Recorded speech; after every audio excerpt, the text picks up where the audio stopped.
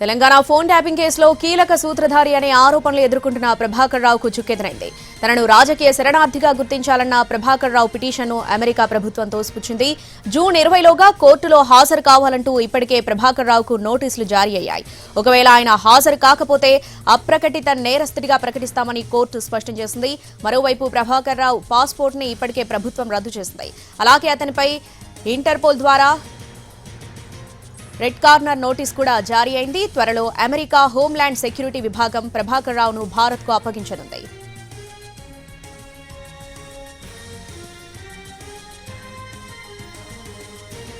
Telangana phone tapping కేసులో కీలక సూత్రధారి అనే ఆరోపణలు ఎదుర్కొంటున్న ప్రభాకర్ రావుకు చుక్కెదురైంది. తనను రాజకీయ శరణార్థిగా గుర్తించాలన్న ప్రభాకర్ రావు పిటిషన్ను అమెరికా ప్రభుత్వం తోసిపుచ్చింది.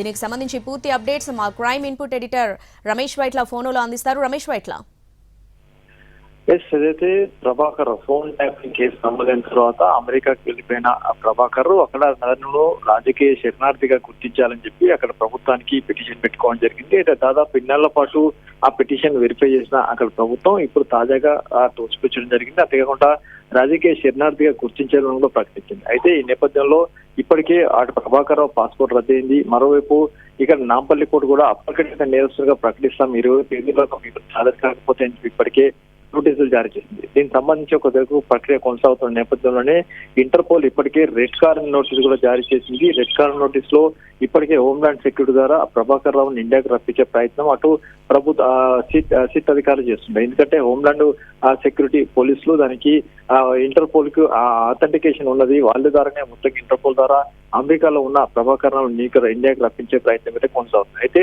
మరోవైపు డిపోర్టేషన్, ఎందుకంటే ఇప్పటికీ పాస్పోర్ట్ రద్దు నేపథ్యంలో డిపోర్టేషన్ చేసే ప్రయత్నం కూడా చేస్తున్నాం అని చెప్పి కూడా అధికారులు చెప్తున్నారు.